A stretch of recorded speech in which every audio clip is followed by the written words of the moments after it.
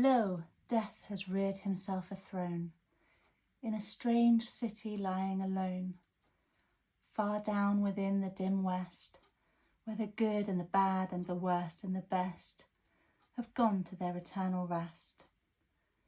There shrines and palaces and towers, time-eaten towers and tremble not, resemble nothing that is ours.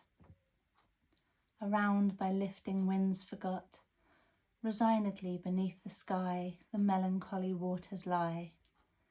No rays from the holy heaven come down on the long night time of that town, but light from out the lurid sea streams up the turrets silently, gleams up the pinnacles far and free, up domes, up spires, up kingly halls, up fanes, up Babylon-like walls, up shadowy long-forgotten bowers of sculptured ivy and stone flowers, up many and many a marvellous shrine whose wreathed friezes intertwine, the vial, the violet and the vine, resignedly beneath the sky the melancholy waters lie. So blend the turrets and shadows there, that all seem pendulous in air, while from a proud tower in the town death looks gigantically down.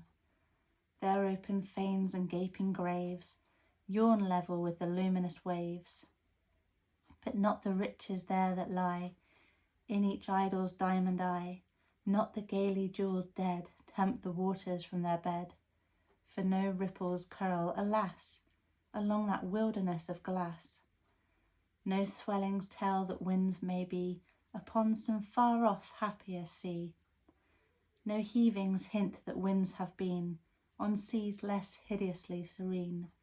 But lo, a stir is in the air, the wave, there is a movement there, as if the towers had thrust aside in slightly sinking the dull tide, as if their tops had feebly given a void within the filmy heaven. The waves have now a redder glow, the hours are breathing faint and low, and when, amid no earthly moans, down, down that town shall settle hence, hell rising from 1,000 thrones shall do it reverence. Hello and welcome to my channel. I am Amethyst Raven and I am doing hashtag Povember24, hosted by the lovely Priscilla at Release the Craftin. I am on poem 3, which I just read to you, and that is The City in the Sea. This is so big I can't even rest this on here now because it's fallen off. I've still got 3 to do. And so I'm going to go through the 5 prompts that I've done for that. So I'll move you out there. I found this, by the way, lost it last time. And we've got an ever-growing audience here. So obviously we've got Steve, he's with us all the time. Add to Steve is Sydney Prescott. She has come over from Florida, from Spirit Halloween. One of my best friends has just got back from Florida and brought me this back. And I absolutely love it. And then, of course, we've got these guys over here, yet to be named. Please, suggestions if you wish. So, the first prompt for The City in the Sea is death. So let's go and find that. It's so hard to open. Right, here we go. Death. Can you see?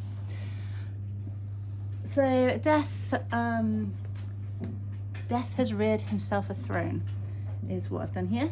So I've got a physical representation of death, and let me move this physical representation of death here in the background, and I've cut off his hands and his scythe as I kind of wanted him to be as unhuman as possible.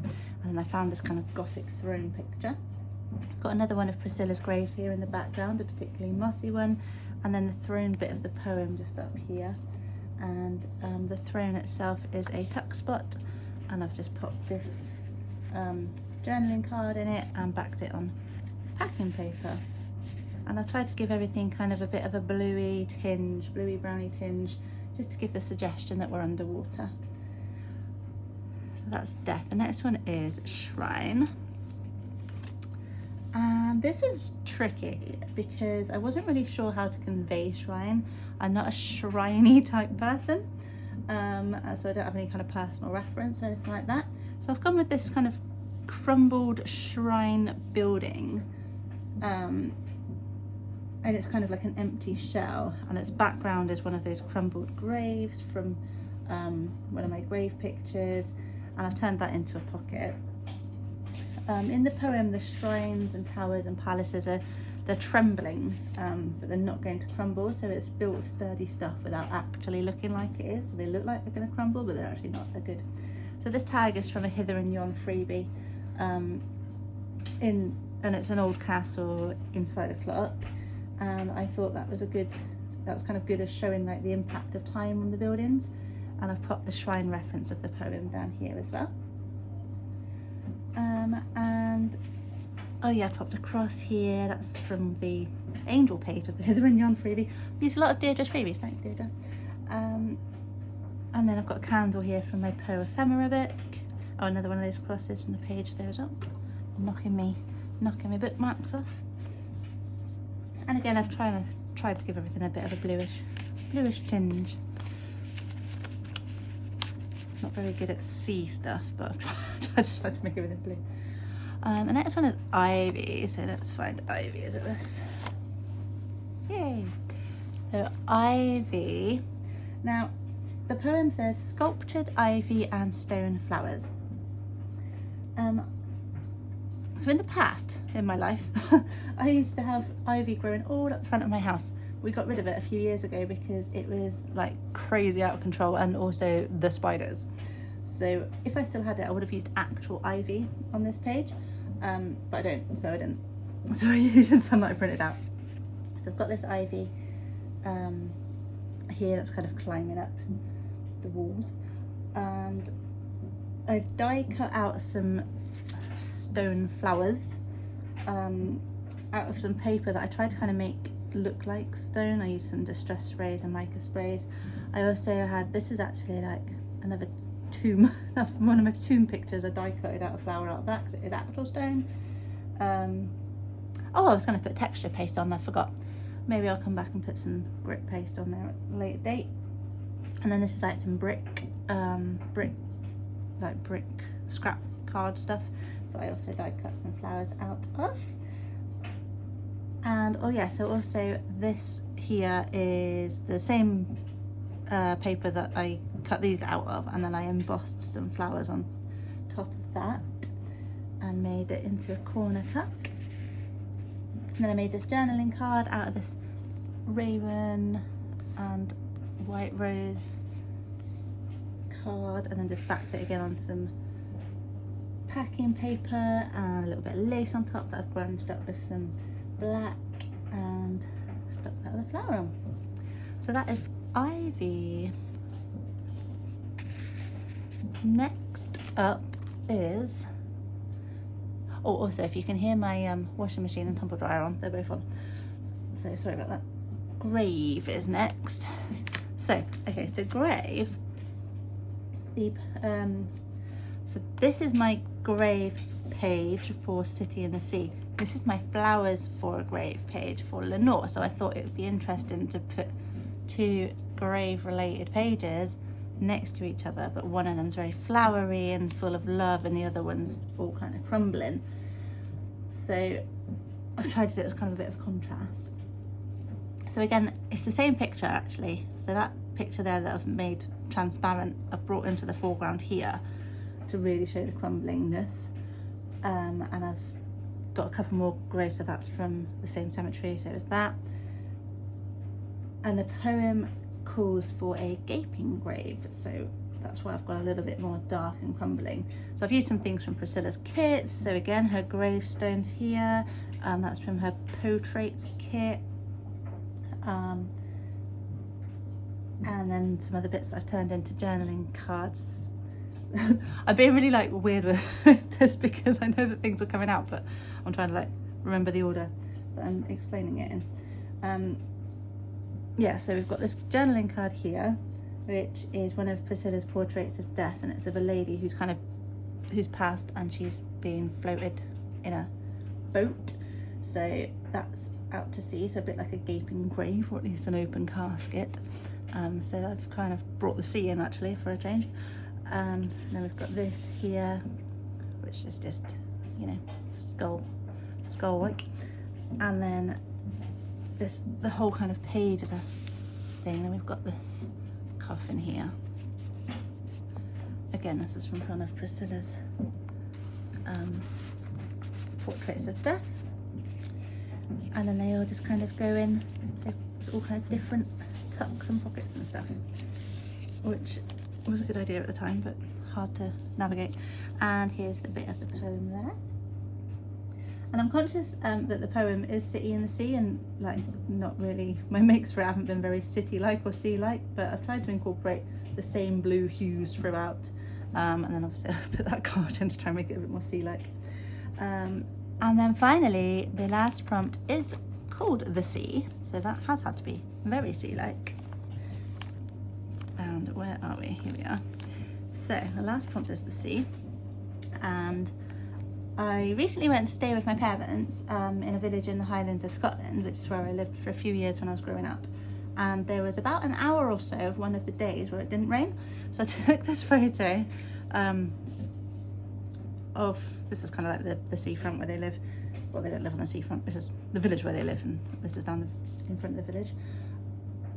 So I took this photo of the loch, and it's got kind of like a stormy sky in the background. So it's not technically the sea, but it does go to the sea, and the boats come in from the North Sea and stuff like that, so I'm using it as the sea. And I did want to use this picture when I knew that the City in the Sea was one of the prompts. I thought, well, I've just taken this cool stormy looking picture, so I'm going to use it. So the poem says, no heavings hint that winds have been on seas less hideously serene. So I've tried to show the city that lives beneath the sea,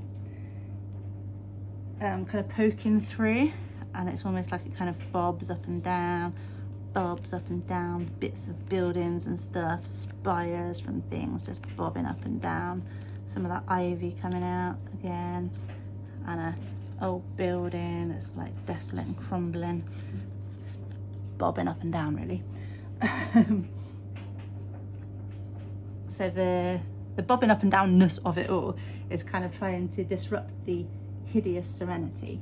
And I've made the water a little bit red to with some embossing glaze to convey the part at the end that says, the waves have now a redder glow, the hours are breathing faint and low, and when amid no earthly moans, down that town shall settle hence, hell rising from 1,000 thrones shall do it reverence. So that redder glow. And then I've got a card here that's got some stuff on it that I imagine would come floating out of a city from the sea, like keys and whatnot. Bit of the poem on there, and a bit more of the poem there. And then I found this, which I thought was quite cool, so I put that on there. So yeah, so hopefully that kind of conveys the sea and how it is in the poem. So now I'm going to do today's Poe Tarot for you, and I hope you enjoyed my makes. Back in a sec. Well, I really fumbled through those explanations, didn't I? Don't know why I was so all over the place, but anyway, we've now got our nice tidy table, my candles on, my cards are shuffled. Steve, Sydney and these guys are all waiting to learn what the Poe Tarot has got in store for them today. So what is the message for everybody today? Strength. Awesome card. A feeling for which I have no name has taken possession of my soul, and that is Pluto from the Black Cat. So the Strength card then, and as I mentioned before, I just read it from the card. So it's actually, sorry, the quote itself, the picture is from the Black Cat. The quote itself is from MS Found in a Bottle. So the card says that the typical Strength card in the Rider-Waite-Smith deck features a woman with a lion. Since this deck is about Poe, the author thought it might be interesting to replace the lion with Pluto the Black Cat. Perhaps this is a side of Poe's persona emerging from the mirror. The quote is from MS Found in a Bottle and seems to reflect upon those times when we must find it within ourselves to muster the strength to control what feels uncontrollable. And the key words for the card is inner strength, gentle with thyself, self-discipline, determination, and faith in self. So just a generally good card for everybody there to call upon. So that was today's Poe Tarot card, and for hashtag Povember24, hosted by Priscilla at Release the Crafting. Thank you for coming along and persevering through this very, very fumbly mess of a video that I've just made for you. I hope you enjoyed what I've made for you. I'm going to go and see what everyone else is up to. Thank you. Please do like and subscribe. I promise that sometimes I do better jobs of explaining things than I did today. And I will be back in 5 days' time for Dreamland. See you then. Bye.